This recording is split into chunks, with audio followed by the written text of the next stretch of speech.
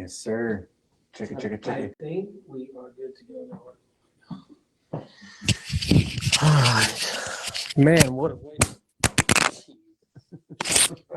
One of those days, isn't it? It's just one of those days.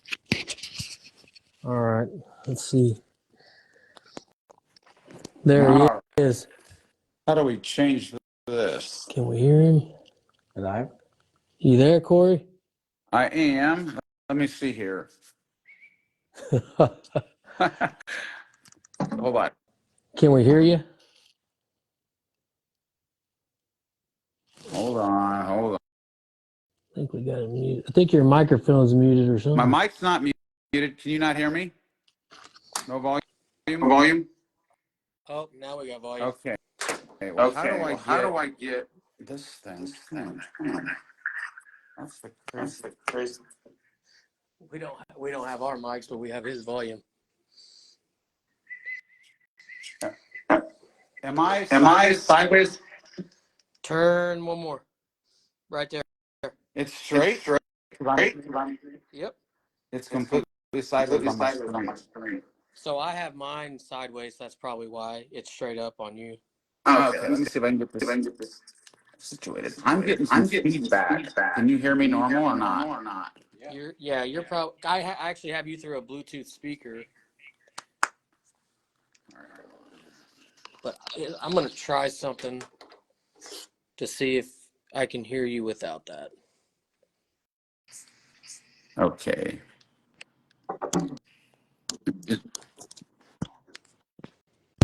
Can you hear us? I'm sideways on my screen here. Yeah, we're just going to have to go on mic. You still have feedback there or no?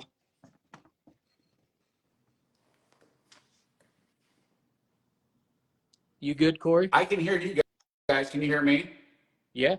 You good? Yeah. Other than I'm completely sideways on my screen, which is kind of odd, but that's all right. Yeah. Here, you want to be straight real quick? If you now I'm still sideways. Now you're crooked. Yeah. That's all right. I've had bigger problems than that before. Yeah. Well, we This is we can all hear each other. That's all that matters. Perfect. Well, I'll make sure I speak up. So I've got my camera kind of back because I'm at the office and I usually have smarter people than me help me get this stuff set up. Yeah. Well, and we're not at that level yet, so we do it by the, we shoot off the hip on it. Well, you do it at the bar. I mean, you're at the bar, so that's better. That's than the office. That is true. Yeah. Sometimes it is. That is true. Not always. Well, Kory, I do appreciate you being here. It means a lot to me. I know that, and Shane, to have you with us. Yeah, absolutely. I enjoy talking about business and you guys want to hit on. Absolutely. Well, first and foremost, we got to do what we do every week, and that is we cheers. So we cheers to everybody.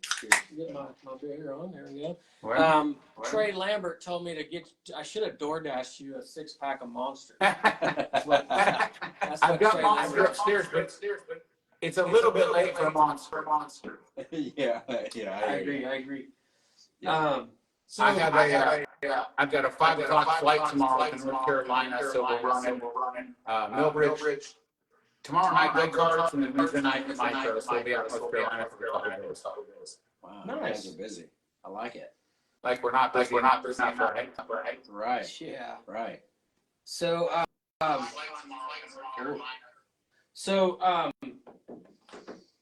welcome everybody to the Lumber Lounge and Garage Bench Racing live show here at Bob's Turn 5 at Port City Raceway. Apologies for a little bit of sound issues. We're doing something totally new tonight by bringing our guest Kory Ballard on. We want to give a huge shout out to Perfect Turf, Trey Lambert and his team over there. When I told him that I was having Kory on, he said he wanted to be a part of it. So we always do a little bit of recap, Kory, on the racing weekend before we really kind of dive into questions. Right. Perfect. Perfect. And so we'll start with Port City. Oh man. But first, before we get to Port City, we got it. Kory was here. Yep. How'd you get here? How'd that trip go?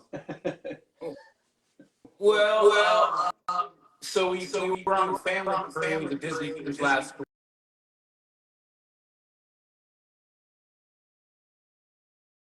morning, drive to Port City, which is about a 6.5-hour drive from Des Moines, Iowa.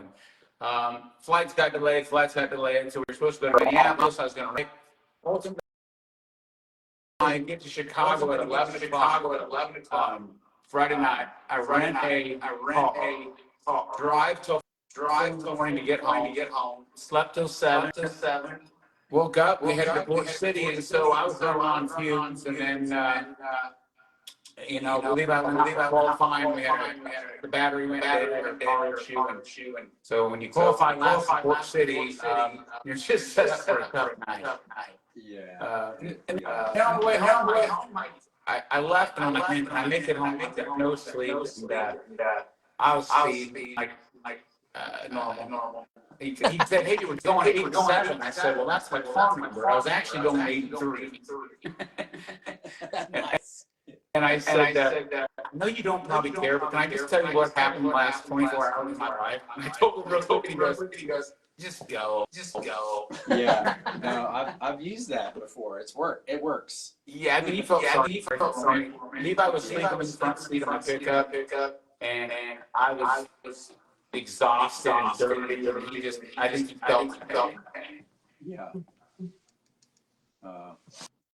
We've all been there, man. Yes. So it was not a good night race. We weren't supposed to be there, and so I just looked at it as some dog slats. Yeah. Are you guys getting feedback on my audio like I'm getting? Yeah. So it shouldn't be that way now. It might have been because of that Bluetooth speaker. Is it better now? Yep, way better. Because I could hear myself back, which was kind of throwing me off, and I was trying to get through that. But yeah, so jump into what you guys got to do on race recap. Leave out the number 87 in the restricted micro class, and we're good to go. So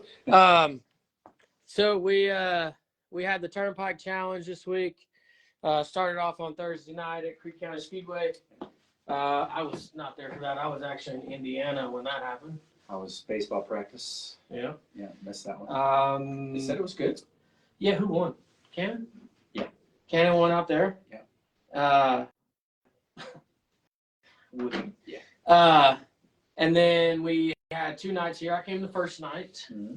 And track had a lot of character. Yeah. My track. So after Saturday, I had Kenny Brown, his track guy that does Macon and Lake of the Ozarks. He was here. Friday was unreal. Like, I've had some cushions, but my cushion was crazy. Like, just normally the midgets just blow right through it, push it up to the wall, and that's normal for Port City when they come. Well, to Friday night, dude, it was like a complete wall. Yeah. And below that was like really, really rough. So anyway, we changed some things up on how we did our track prep with the help of Bryce on Saturday.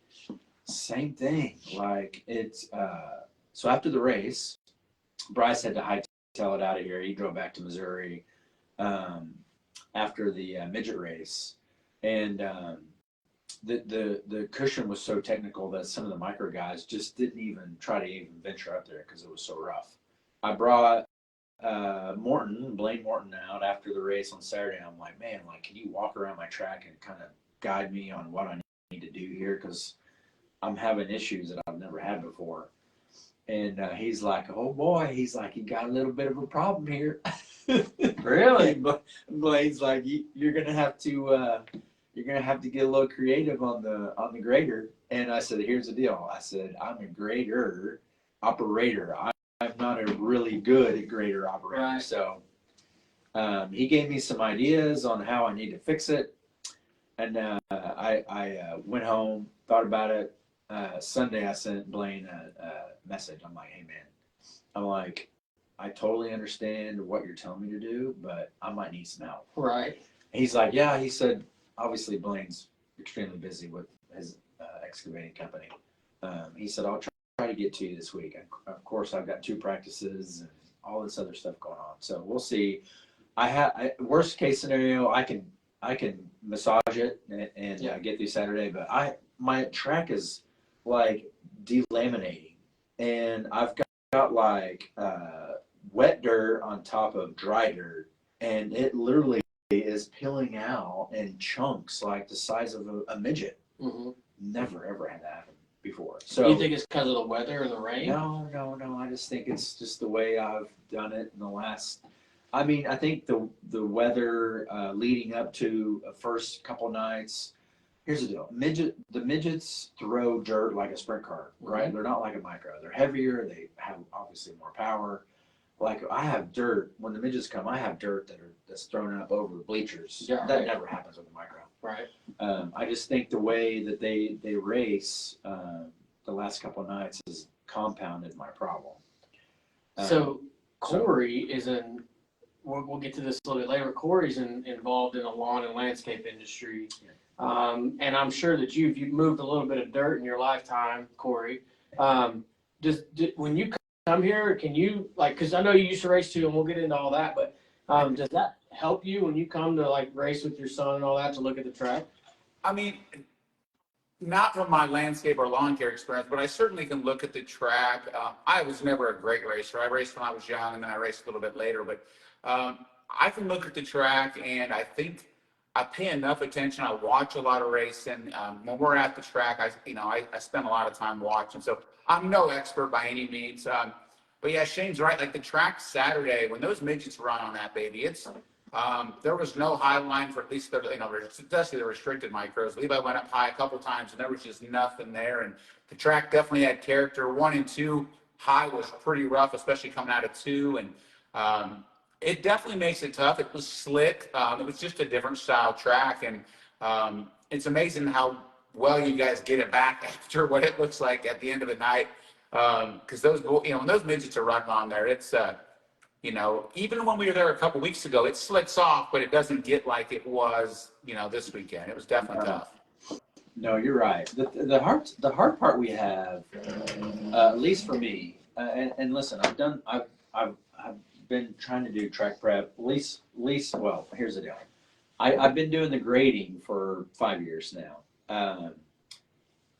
So when I had Kenny, I would grade, and then Kenny would kind of maintain the track, and then I would go off and do all my other crazy stuff that I got to do. Kenny's obviously not with me, so now Tim and I are trying to figure it all out, and it's been a process. But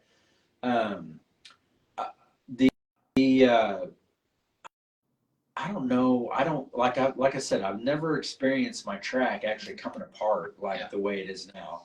And after Blaine explained it to me, it all kind of makes sense, right? But the hard part is getting it all to blend back together and get smooth again. So you got to turn into a farmer. I have to turn into a farmer. You got to start disking it. I do, yeah. I gotta like Blaine's like, listen, you're gonna have to dig this track out like 6 inches, and I'm like, oh boy, I don't know how to do that.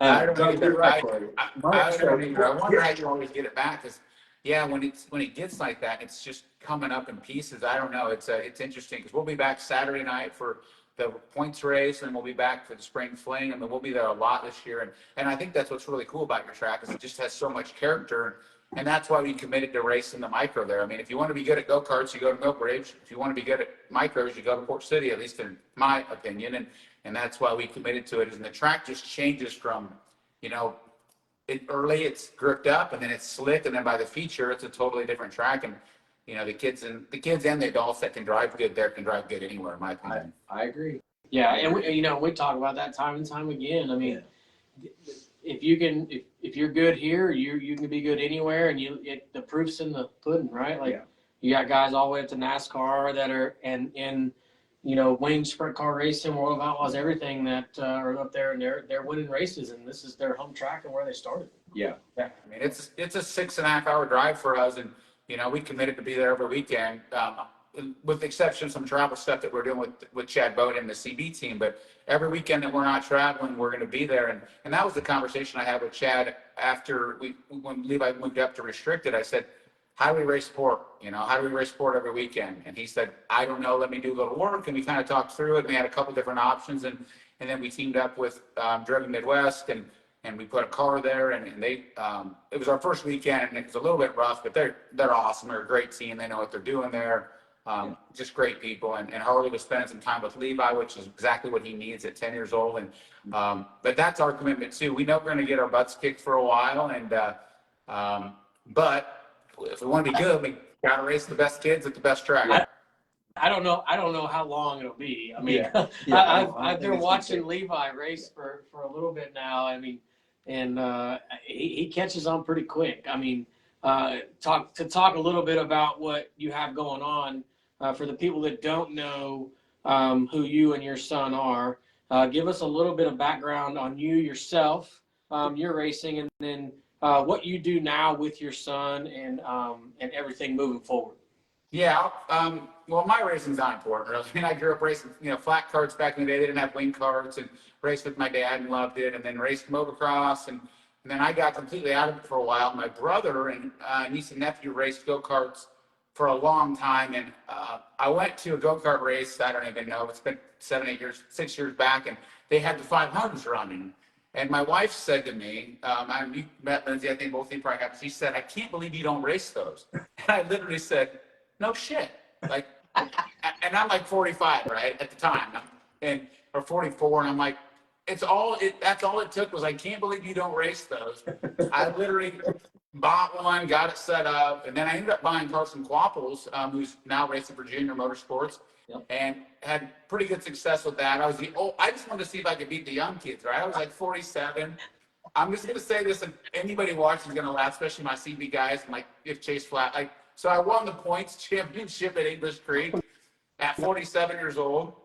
And then I also won most improved driver, which is just kind of a running joke we've got going. How do you win most improved driver at 47? But I did, so every once in a while I wear my points jacket, my championship coat, and I just like, hey boys, if you need any advice, right? Let me know. Frank Flood, if you need any advice, buddy. I mean, so Levi, getting back to Levi, we tried wrestling, we tried soccer, we tried all this stuff. It wasn't his thing. And so he said, Dad, I'm gonna race a four-wheeler. So I bought him a four-wheeler. We ripped around this lot by my house, and he was okay on it. We went and watched one go-kart race, and he's like, I want to race go-karts. And actually, I have his first go-kart sitting, you can probably see part of it to the side here.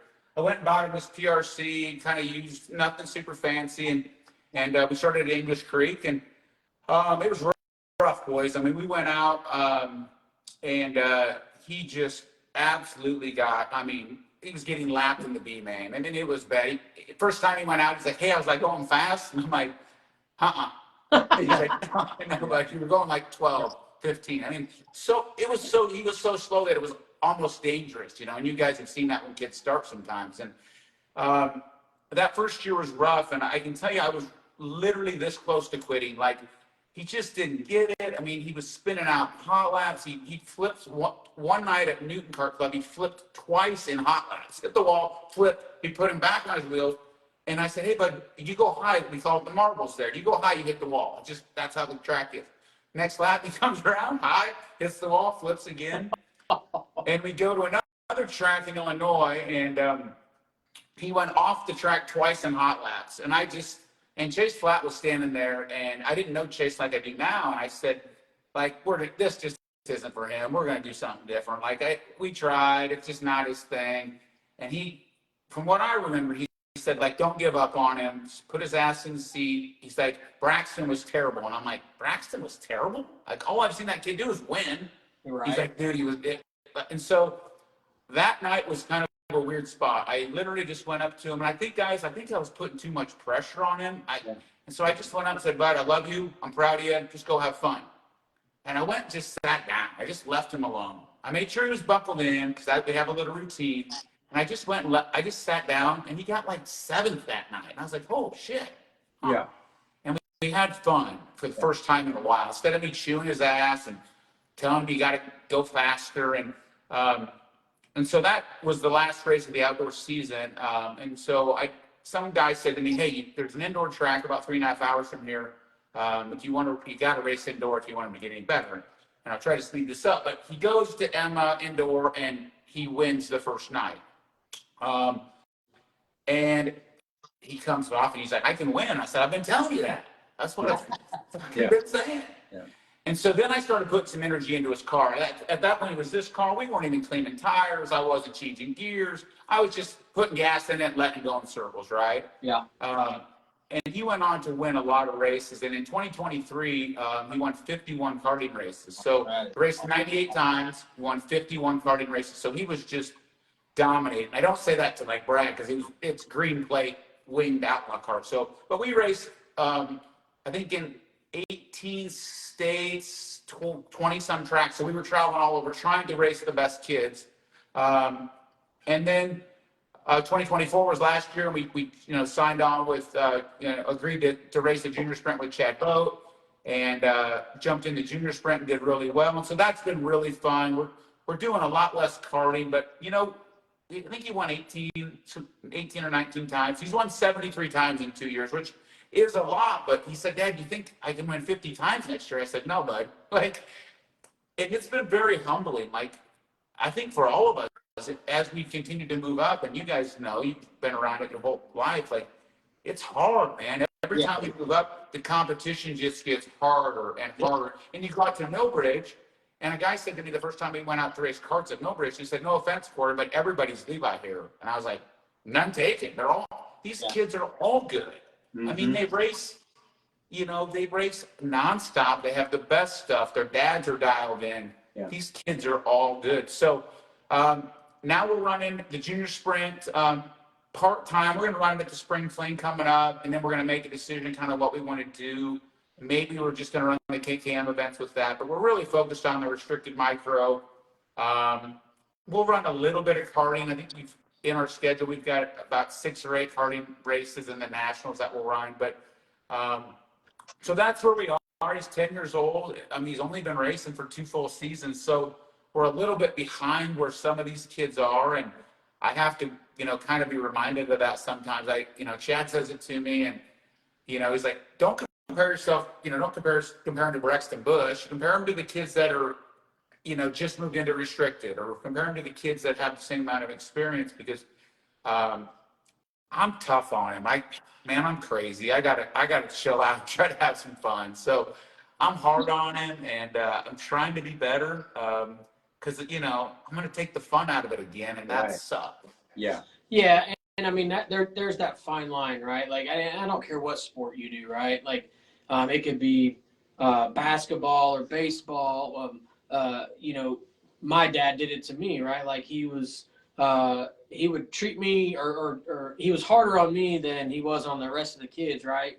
But it's a fine line because it's your kid and you want him to do so good, right? And you obviously have a kid that is really good at racing. Mm-hmm. Exactly what Chad was saying.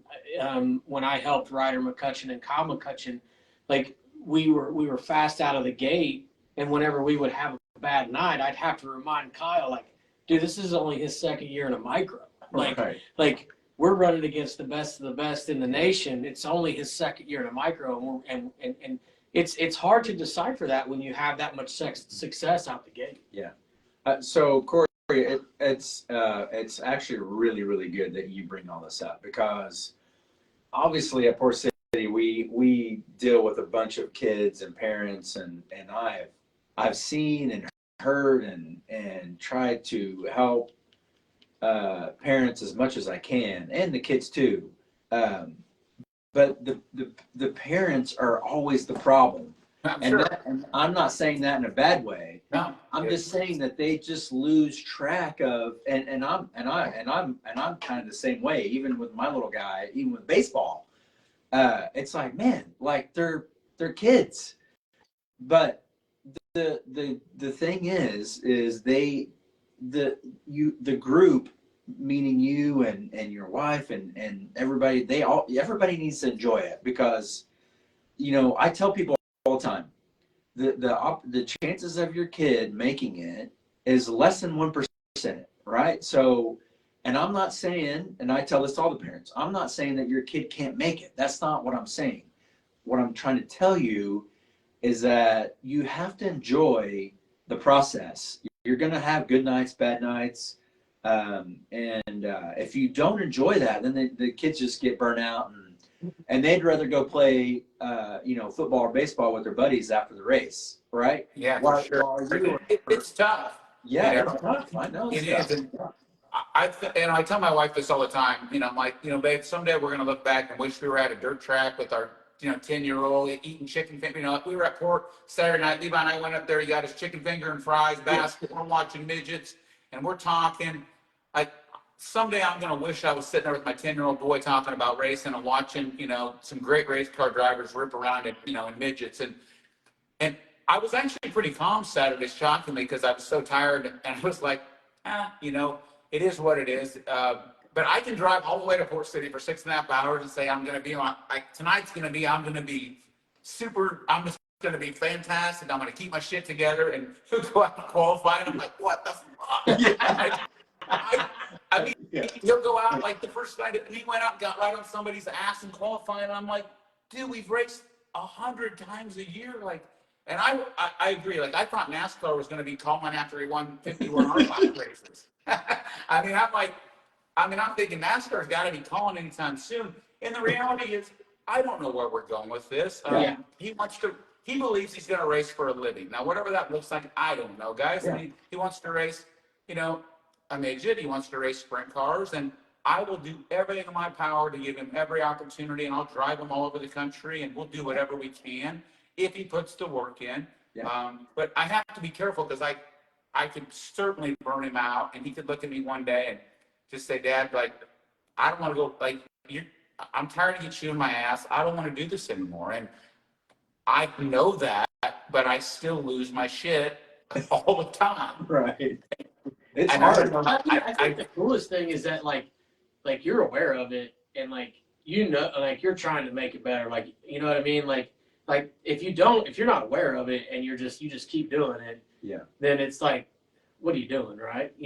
Right. But I think it's cool that you're aware of it. I mean, and I think that goes back to because you're such a successful business person, and everything you've done, and you're with Ballard Incorporated, and how you've kind of dominated that industry. And it's like I'm a winner, by God. And that's all it's kind of like Ricky Bobby, right? Like, I wake up in the morning with this excellence, you know what I mean? Like, and I think that's what translates for me is your passion for your son racing is the same passion you have for your business. For sure. And I treat it, that's kind of the crazy part, guys. Like, my dad was hard on me. When I didn't win, he wouldn't talk to me. I mean, we raced, and he was just winning is everything, and winning is everything. And, and I think that translated really well in my business life. And I've just always been, really dialed in on business and super competitive. And I treat Levi's racing I do treat it like a business. I really try to promote him. Tomorrow morning I'll post a race day post, and I try to post where we're racing every weekend. Yeah.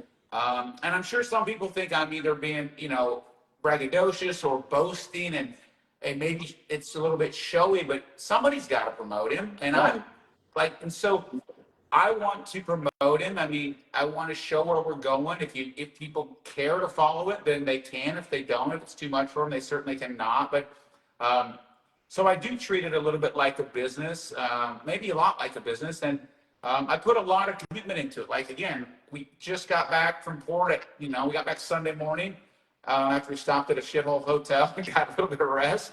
I came to work all day today. I'll get home at 9:00 tonight, and we'll fly out to North Carolina tomorrow to race karts, and then the micro again Wednesday. Get home Thursday. We come back to Port Saturday. We're home Monday, Tuesday, Wednesday. We're back to Port Wednesday for Thursday, Friday, Saturday. Like, we race a lot, and I don't know how else to do it. And I have a lot of people that say, and you guys probably get this a lot, Shane. You've been, I know a lot of people that don't race very often, and they're like, I don't know why my kid can't keep up with you, or why my kid's not very good. And I say, because he races 15 times a year or 20 times a year. Yeah. Like, Right. I don't know, no offense, but your kid's never going to be that good if he races 20 times a year. He just isn't, you know? So the only way I know how to do it is to put his butt in the seat and keep giving him opportunities. And, we try to team, just like I do in business, I try to team up with the best people I can. And, Right. when I had an opportunity to meet Chad Boat and get on with his team, I think Chad has the best operation. I mean, arguably the best operation in the business. Yeah. I go to his facility, you can eat off the floor. He was measuring between cars and measuring the distance between cars in his shop. And I'm like, that's my guy.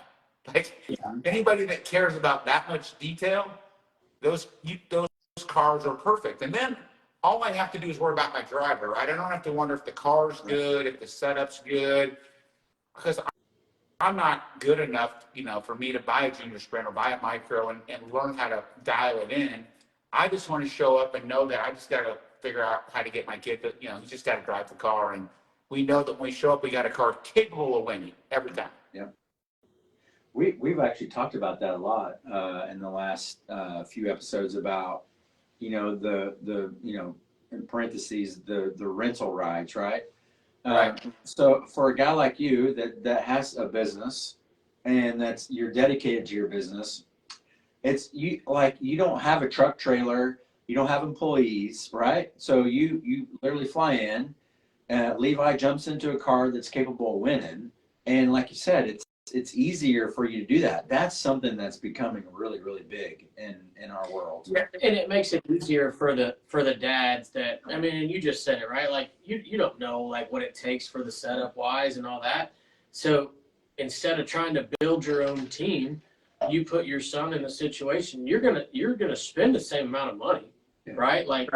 And you might even spend less by doing the rental deal, right? No, I think it's less. Well, but I don't know if you've seen Chad's rates. No, just kidding. But Yeah. Well. So, Yeah. Guys, I get a lot of this. This is I'm glad we're talking about this. So I get you're just paying to race, and I'm like, well, everybody's paying to race. So I have a 34-foot trailer, and we have a truck that pulls it for all of our karting, and we have all that stuff, right? I can go buy a toter, and I can go buy a big Intech, and I can buy all the stuff. I can spend $600, $800, $1 million and get this all set up right, hire a mechanic, and try to run a race team, or I can run my business that I'm really good at, and show up and let somebody else do what they're really good at. And so I've got a little bit of, I think people don't get it, and some people are like, you're just paying for wins, or you're just paying to race, and I go, you're paying to race, and you're not very good at it. You still have a truck, you have a trailer, you have all the tools, you've got extra motors and wings and tires, and all the shit in your garage, and you're spending every night not talking to your wife and kids because you're out in the garage wrenching, and then you show up and you get ninth place in the B-main. Yeah. I at least know that when I show up, I got a good car. Now, are we paying a premium for that? Probably, certainly. But for me, I don't think it's a premium. I just value what we have, the relationship we have, the connections we have with really good race car. We get with Chad's team, we get Larson's there. We have we know what, Braxton Thriller and Wyatt Miller and all these great racers are on our team, giving good exposure to us, to Levi, to follow in their footsteps. So what's the price of that? And, you can't put a price on it. Right. You can't. Exactly. And so the people that think we're buying wins, I disagree. I think that I disagree with that too. And the reason I disagree with it is exactly what you just said. You could go buy everything Chad Boat has. You know what I mean? for sure. But it's different because Chad brings so many different wealths of knowledge, not just with himself, but the people that he surrounds himself with. And it's a pipeline. Yeah. Now he's got Ty Gibbs involved with the sprint car side and wanting to do that, and the midgets. And it's started the junior sprint, and you can end up in a wing sprint car, all in one program. Or NASCAR. Yeah. Levi said he's racing for Chad forever. I said, Chad, you can't get rid of us. He goes, I'm going to race for Chad forever. I go, well, I don't know if Chad's going to keep me around forever, but I have a lot to handle. But, Yeah, I mean, it's just a different perspective. And I think that, pay to play thing is becoming a lot more popular. And I think a lot of parents are starting to recognize, at least that want to develop their kids up, maybe not in the karting world, but certainly in the micro and midgets and like, and it's expensive, right? It certainly is. It is expensive. You want to race a midget for Keith Coombs? You guys probably know the number. I do too. It's a lot. It's a lot. But you got the best stuff, man, and you're getting the exposure, and you have a car worthy of winning every time you get in it, and so for me, I've had a lot of conversations with some other dads. Even Davey Bowie, who runs at your track there. He's even said it. He's like, man, maybe you got it figured out. You got all this stuff, and it all looks top notch, best looking cars, and he's got guys working for him. It looks like and helping him in pit boxes and pit cars, and I mean, I look in there and I think to myself, I don't want to do all that. I don't have time for that. Like, holy shit, I'd be working, even if I hired a race, team manager, he'd be in my office every day, tell me what's going on, what do we got to order, I got to get this many tires, we better be to spare this, spare that. I just want to show up with a helmet and a race suit, put his butt in the car and go out and race. And so for us, that's the path that we're going to take. Trust me, guys, there's been a few times I thought, man, I'll just hire so-and-so and I'll just say, hey, man, go get everything we need. Let's run this team. And then I can race any race I want, anywhere I want. I don't have to worry about somebody else's schedule. And then I wake up in the morning and go, that was dumb. Let's just get back to the plan. Yeah. Yeah, absolutely. We do have one question before we keep going. Trey Lambert said, hey, Kory, I'm a big fan. My question is, what size dumbbells do you curl?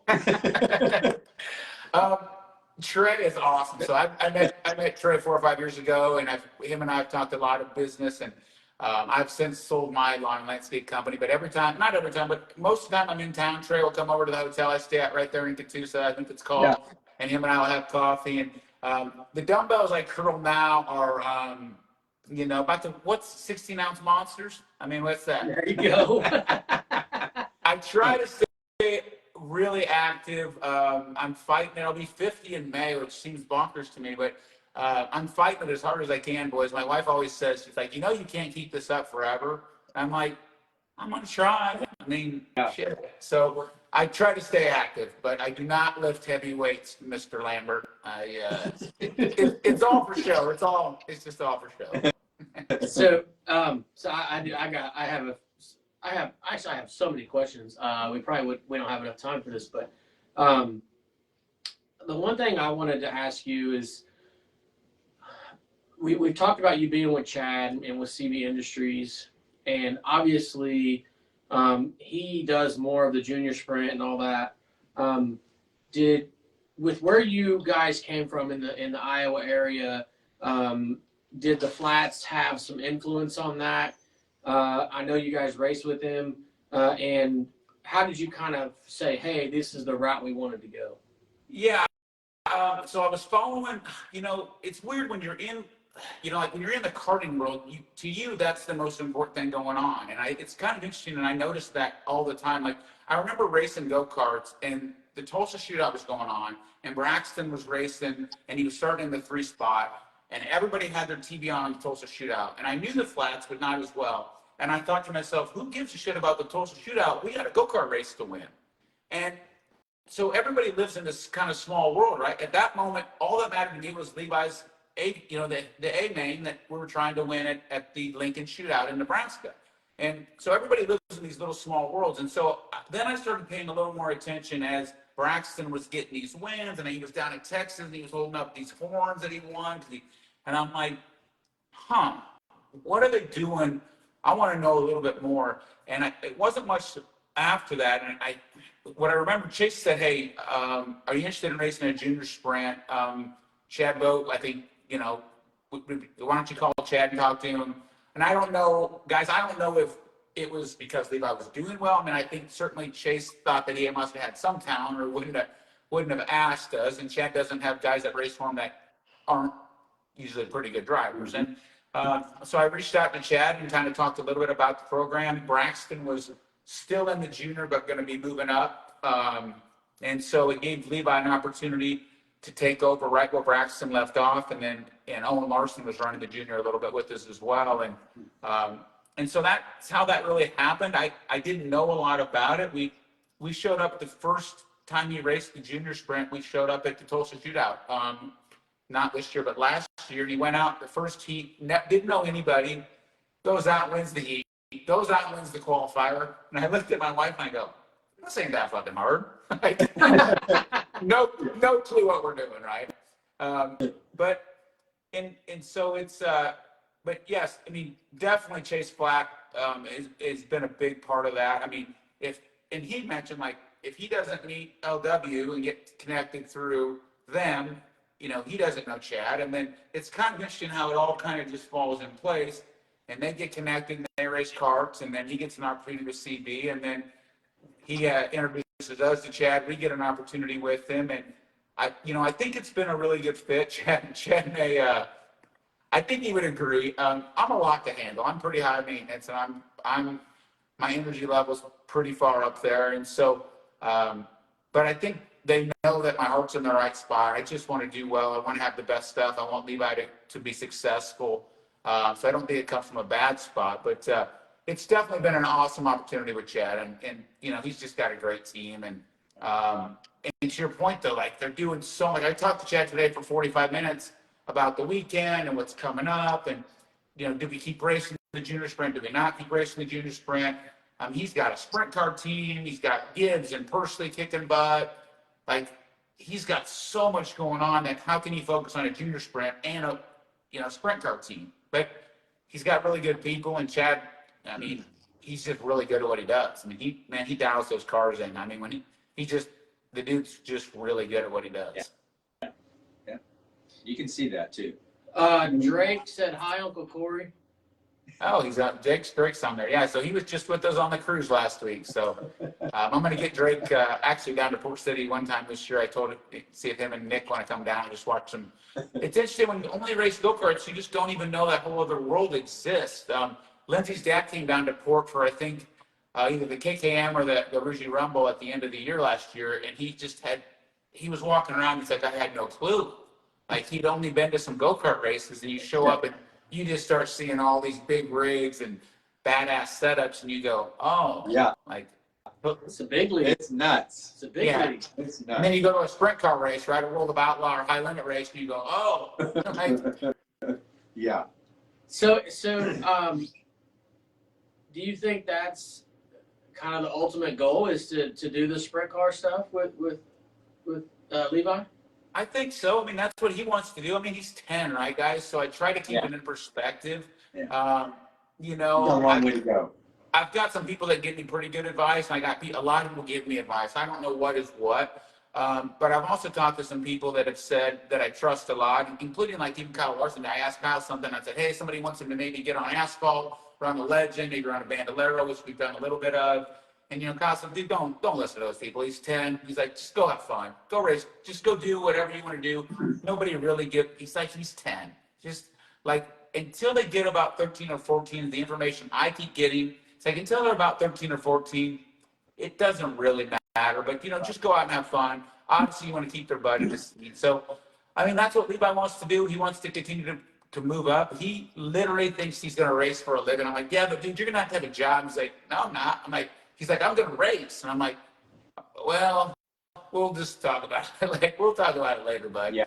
I mean, I'm like, I don't know if I'm not going to cover this forever, buddy. Like, yeah. He's like, yeah, you are. I'm like, we'll see. It's definitely a process.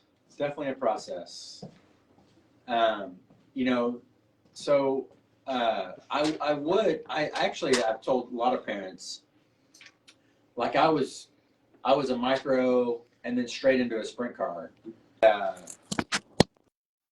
You know, looking back on it now, I wish I would have done more, you know, types of, you know, different types of racing, you know, pavement, Sure. More midget stuff. And I've jumped into a midget a few times and been terrible because my body and my muscle memory was all wing sprint cars. Like, that's what I was good at. That's what I did. And then when I would go venture, because I'm not Kyle Larson, and a lot of people aren't, but for me to jump into another car, I always struggled, and it frustrated me. So you're right. I think you get to a certain point, age-wise, and once they start developing muscles and it's crazy to see the kids that start here at age 6 and then watch them at age 8. Like just 2 years, they gain so much knowledge and they understand more things, and it's little things like listening to us on the radio. Right. And so you're right. Like when they get to age 13 or 14, you're going to have a great idea of like what avenue you're going to want to venture down. But you guys are doing a good job. I wouldn't pin him in one particular car. I would just let him race as many things as he can. I mean, I think if you look at it through, you look at, like say Jason Percy, right? Like he has kind of made himself a well-rounded race car driver just by doing all the different types, right? And now he's trying to master the wing sprint car, right? Like he's done, and it helps when you guys, like, especially here in the micro road, you can run stock non-wing, A-class wing, outlaw wing, you know what I mean? Like you have all these different classes to be able to get a different feel. Right. And what I think I agree with the muscle memory side. I don't know that because I've never raced, right? But what I think it helps is with just having the mentality to switch, right? Like having that, okay, I'm in this car this time. I got to drive a different way. Right. I just think it makes you adapt quicker. It does. Yeah. I will tell you, I like once he gets older and he starts venturing into the sprint car world, the 410 sprint car will be the hardest thing that he will have to conquer. And it's just like you can't really explain it. And then the cool thing about the 410 sprint cars is you listen to Kyle when he first started getting into it. And then you listen to like guys like Tony Stewart that's driven all kinds of race cars. The wing sprint car, the 410, he struggled with that the most, all right? Because it's just such a raw freaking beast. Yeah. And it's tough, but well, we'll see. I mean, that's a long ways from now for us. And, we'll see. We went out to Florida, met him run a Bandolero for Kyle Beatty just about a month ago, and not high expectations, but I just wanted to see him. Can he learn a different discipline? Can he jump in for the first time ever an asphalt car and drive it? And we had a lot of fun. He went out first night, qualified first. It wasn't a huge group, but he went quick time, and I'm like, all right. And then he was leading 18 of the 20 laps, got tangled up, and ended up getting second or third, or second. But we had fun doing that. And so we'll probably tour with some other stuff. And again, like I said, guys, he's 10, and as long as we're having fun, I'm trying to put it in perspective. We do this as a family, though. My wife is 100%, Lindsay's 100% on board. I don't know how couples do it or families do it if their wife isn't on board, because it's a huge commitment. And we travel, we have an RV, we bring our dogs. The challenge we have now is our daughter's 12. My oldest daughter's off, so she's easy to handle. But our 12-year-old, she don't want to be at the racetrack every weekend. She's got sleepovers and friends and cheer and dance. And so my wife's having to, Lindsay's having to miss more racing. She won't be there this weekend. She can't go to North Carolina. She's missing more racing than she would like, but she is 100% committed and on board. And that for me, it's a family thing. And so I talk to a lot of guys that they're, my wife wishes I wouldn't, she's chewing my ass every weekend. And I'm like, man, if she was chewing my ass every weekend, that really take the fun out of it. And and don't let her kid she's crazy too. Like she's super competitive and passionate about it. And she's dialed in. She's looking at everybody who's racing and who's in every heat. She knows the lap times. And so we're paying attention, and we're having fun. And I'm working really hard at trying to keep it in perspective. Again, he's 10 years old, and this isn't the Daytona 500. It's not the Knoxville Nationals. Let's just get real here. Saturday night we'll be at Port City for a points race, right? We want to do good. But if you win, listen, NASCAR's not calling. Nobody's putting you in a sprint car. So we want to do good. We want to continue to improve, and that for me is all that. Like, I just want to move it forward, and he's done a really good job. And the challenge now, though, guys, you know, is everybody's pretty good. Like the kids, the level of competition continues. You know, when you look at a World of Outlaws or a high limit race, I look at every, and I watch them all. I look at every of them, you know, and I'm like, you know, Levi's like, that's a stacked heat. And I'm like, dude, every heat's stacked. Yeah. What do you mean? Like, Right. that's a stacked heat. The next heat's stacked. The next heat's stacked. And everybody's good. They're all good. Yeah. So let's talk about the Port City transition. CB Industries and Driven Midwest have teamed up to give you, Levi, this opportunity. I really think these two teams combining are going to be a very, very big impact for Levi, especially here at Port City Raceway, between Harley and Billy and everybody that's involved with that deal. What do you look forward to the most with Levi's progression here at Port, knowing that he's basically going from, you know, one of if not the best micro program in the country to another level at the same level, I guess you could say, of equipment. Yeah, just getting the experience and the track time and the laps. You know, I really enjoyed even Saturday night, even though it was kind of a rough night. But I mean, Billy was dialed in. I think he's really good at what he does. And Harley was like talking to Levi and showing him some stuff. They had the races planned on their toolbox deal. He was kind of showing him the line. And I think just a different perspective. And I think for me, guys, I need to get out of the way a little bit. If I'm going to surround myself with people that have way more experience, you know, Harley went out and won 2 of the 3 nights, right? I mean, their cars were, Mitchell Moles, I think, was second. They all their kids did really, I mean, all their cars did well. All the 14s did well. And everybody in their camp did well. Like, they know what they're doing. And so, you know, for me, I think it's just, I'm hoping by the end of the year, we're really competitive in that class, even at a young age, because you're racing some 15-year-old kids, you know, that, I mean, shit, a couple of those kids got mustaches. I mean, Levi's sitting with a teddy bear. So, you know, he thinks Santa's real. So we're still, you know, we're you know, when the Wager boys are racing, I'm like, that kid's got a mustache. He's racing my kid. But, you know, so you're racing against kids that have, you know, some of those kids have been in those restricted cars 3-4 seasons. Yeah. You know, so for us, it's just about seat time and opportunity. And it's a big commitment, though, for us to drive, you know, 6.5 hours each way every weekend just for a Saturday night race. I really like the nights when we have. Well, there's going to be times I'll pass you on the highway as I'm going to Knoxville. Cause Awesome. Well, my brother has a team that races weekly in Knoxville. So, sorry, hold on. My alarm's about to go off. 1 second, guys. We good now? I'm back. Somebody breaking in? No. Well, if there's no movement, which I'm not moving enough for like an hour, the alarm automatically kicks on here at our building. So Oh, nice. the cops will show up at some point, which is fine. I'm getting pretty used to it with these cops. I haven't had any speed. I get pulled over a lot, but for some reason they let me go. And I think the trick is when you get pulled over for speeding. Talking about racing. Yeah. When you get pulled over for speeding, if you just tell them a lot of times my trick is I got pulled over by the same trooper twice and he's let me go. He's like, Kory, why are you speeding? I said, dude, I don't even have anywhere to be. I'm just stupid. And if you act dumb, and they're like, just go. Like, I'm like, I'm not gonna hurt you.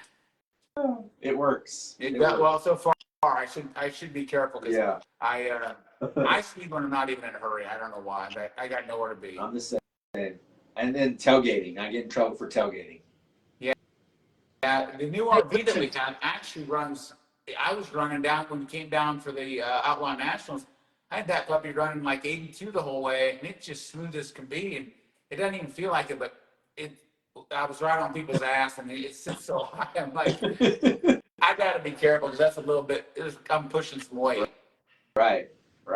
What sucks is, like, you get these drives, and you know them like the back of your hand. You could probably drive them in your sleep, you know, and from here to Des Moines is really not that bad of a drive because it's pretty much all 4-lane and just hammer down. It's not a bad run. That's, you know, it really isn't a bad run. I mean, I'm sure I'll get to hating it, but we'll mix it up a little bit. I've even got a guy that said he'd fly me down a couple times.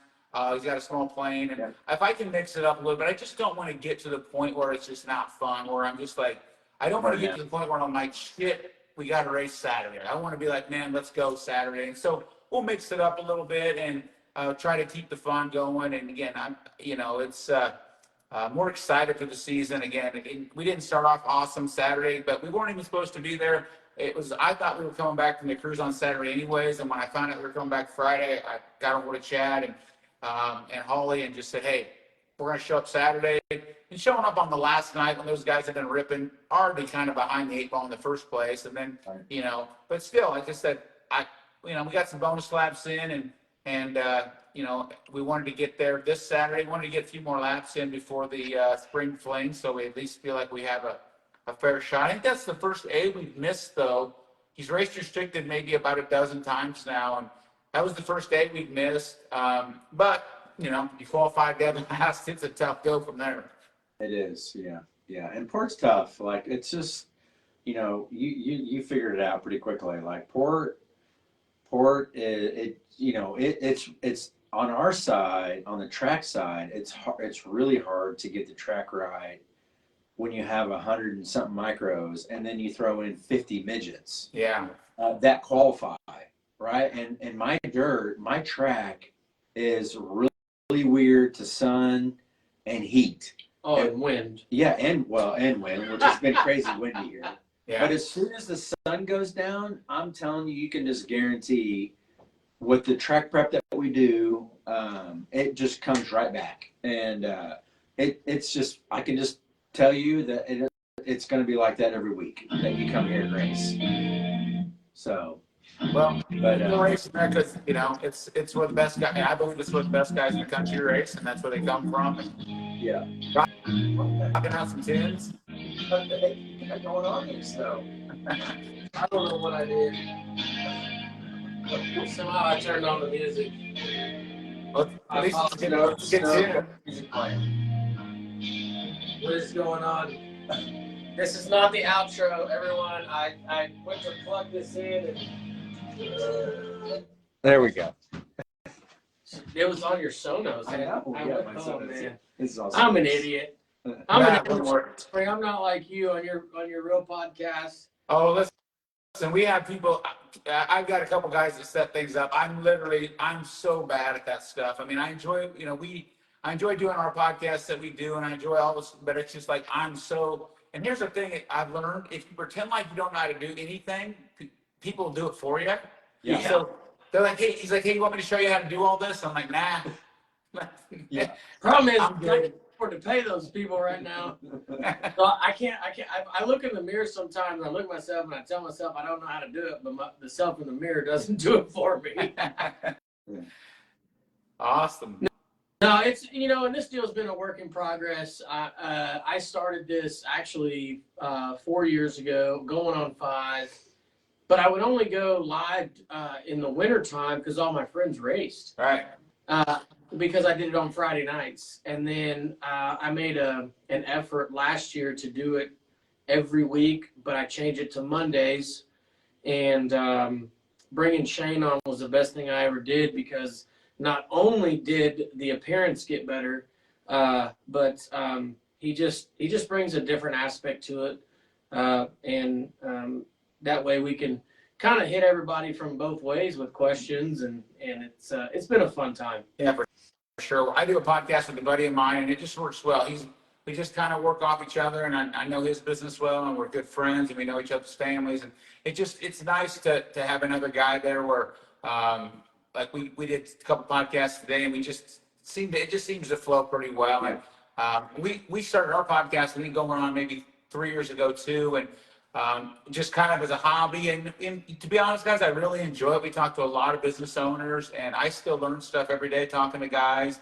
I mean, there's a lot of podcasts that I do that I still, you know what, man, I could probably apply that in my business or my life, and just talking to other guys that are, big companies, small companies, it doesn't matter. I enjoy talking to them about, the industry. And, I was in that business for 30 years. And so we talked to a lot of lawn and landscape guys. And today I had a painting company on.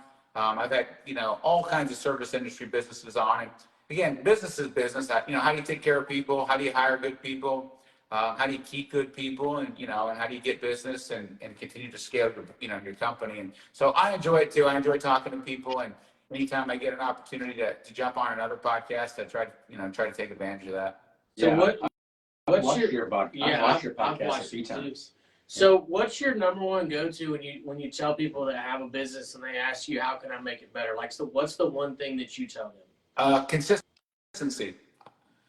I just think, everybody wants to get, they want to get in shape in a week. They want to get rich in a month. They want to be a better dad or husband in a week. Like, you got to do the work, and you got to do it for a long time. And I just see so many people celebrating a little too quick. It's the guy that gets the interception and he's just about on the 1 yard line. He drops the football, right? And like, they're celebrating a little too quick. And so guys will get a couple good years and they start celebrating. They build the big house and buy the fancy boats and the cars. I see that. And I just see guys that don't want to put the work in. They don't want to be consistent. Like, man, it takes freaking years of grinding and making no money and making mistakes and learning from your mistakes. So when people ask me all the time whether it's business or, I'm like, man, consistency. Like, that's the number one thing that I think people, they just don't want to put the work in long term. And I think a lot of guys, I think men in general are scared to ask for help. Like, if you don't know something, man, I just think you got to ask people. Surround yourself with people that are winning. Ask questions. I try to hang out with people that are winning. I mean, whether it's at a racetrack or in business, I want to hang out with winners. I want to talk to guys that know what's going on, and I'll ask them, like, man, what's going on in your business? What, like, I got this issue, like, fuck, I can't figure it out. And, just bouncing ideas off people. So yeah, that's probably, consistency is my answer 90% of the time. It's just, man, you got to put the work in, and not for a week, man, not for a month, and not sometimes for a year. It takes time. It took us 20 years to really get our company, to we were growing it, but it was a mess. It was Right. The back end was a mess. And people thought, on the outside it looked super sexy. You've got all these employees and trucks and all the great accounts. And on the inside, it's a fucking mess. It's just a disaster. And, so that's just, dude, that's me. Like I inherited a really good place here, right? And we've done some things to make it nicer, but the rule of thumb is it takes you 5 or 6 years to even really truly learn right. the ins and outs of your business, and that is 100% true. Yep. 100% true. No, and I love that answer too on the consistency and surrounding yourself with winners, because I had somebody tell me a long time ago, if you surround yourself with successful people, you'll end up being successful. And I took that to heart. I didn't grow up in the best area or the best, I don't know, just not the greatest background, but the people I hung around weren't really probably the best for my future. And I love every single one of them people. But when I started shrinking my circle and being around more dedicated people to how they wanted to have their life to be, it made me want to start being better. For sure, absolutely. And I didn't come from money or anything either. We just worked really, really hard, and I don't claim to be the smartest dude. I just tried to outwork everybody. My deal was I'm just going to outwork everybody. I know what I'm good at, and the things I'm not good at, I try to get people who are, and I surround myself with really good people, and and that's, for me, that's been what's worked. I know what I'm good at, man. I just stay in my lane, and I try to hire the best people that I can. I try to pay them what they're worth, if not more. Today, my life looks a lot different than it used to. We have a lot of freedom now, but it's because I have great people at this company. At Ballard here, it's a different than my other company, but I have great people, and we take great care of them, and so that I can go to North Carolina tomorrow and go racing with my son, and not worry that this business is going to, be ran different. Does it run a little better when I'm here? Probably, but maybe not. We have great people, and I empower them, and I trust them, and they stand up to me. You got to also put yourself around people that'll tell you the truth, and I got a lot of people around here that tell me the truth. I have a lot of ideas, guys, and every once in a while someone's like, I don't think so. I'm like, Right. maybe I didn't pitch that one quite right. Let me think about it. I'll talk to you tomorrow. Maybe I can change your mind. I think that's what, like outside looking in, like I see and I surround myself with people that are successful, and the ones that give people the autonomy to fail and to be good are the most successful, because it just makes it a well-rounded circle, I guess. For sure. Well, man, Kory, I can't thank you enough for coming on. I know you have an early flight. We're not going to keep you much longer. I could sit here and drink beer and just keep going all night long. We'll save that for the next time you're at port. I know you don't drink, but we can still sit down and shoot. I got Monster in the bar. You got Monster For in the bar. sure. I drank Monster. I used to drink. I've been sober 7.5 years.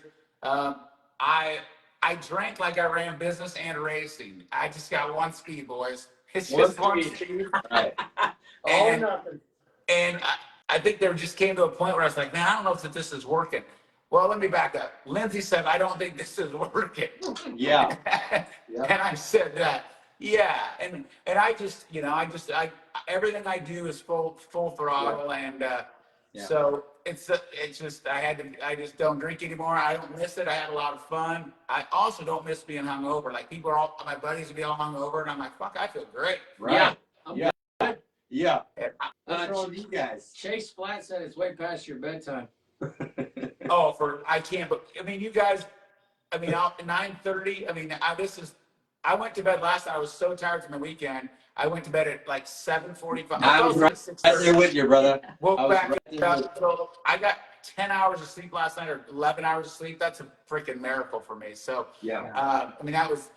I feel great. Now, tomorrow I got to get up at 4. We got to be at the airport at, I think, 5. And, but nice thing about Millbridge too, is you're done at like 9:30. I think they might have a curfew there, but for sure 10 o'clock. Like, Right. So it's not like you're at, nothing worse than being at the track till 2 in the morning. We were at the Coin a couple weeks ago. I think the restricted feature was at like 12:30, 12:45. That's way too late. And there was 2 features after that, I think. Run until 2 in the morning, like that's fucking crazy. Yeah. That's nuts. And I especially when their kids are 9, 10, 11 years old, that's bonkers. Lindsay said it was 6:30. You were sawing logs.